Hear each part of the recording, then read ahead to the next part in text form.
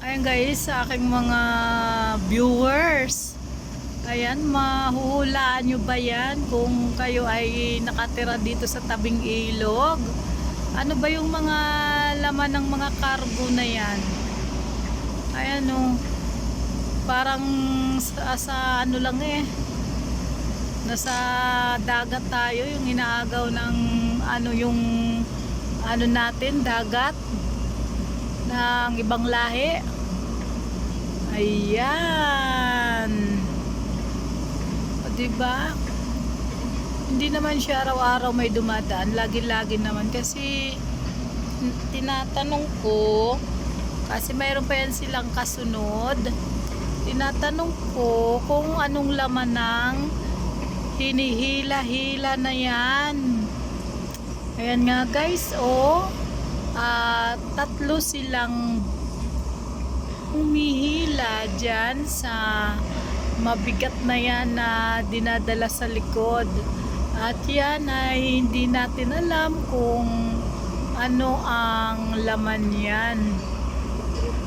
At ayan, nahihirapan yung sa harap. Ayan, lumiko-liko na siya. Kasi hirap siyang magmaniho kasi sa dami ba namang damo. Ako, umiiwas siya sa damo, pero ang daming water lily ang sasalubungin niya, oh. Oh, 'di ba? Kaya maantala sila diyan. Traffic muna sila diyan. Bakit kaya maraming ano 'yan?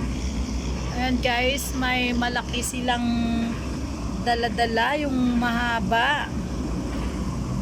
At hindi natin alam yan kung ano ang laman yan. Kung kayo sa dulo ng ilog na to ay mag-comment down below na lang po. Ayan po.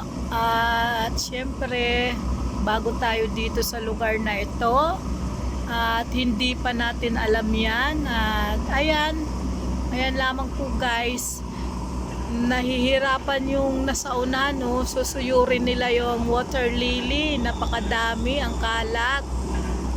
At ayan lamang po guys, thank you for watching. Ayan, ang dami, oh.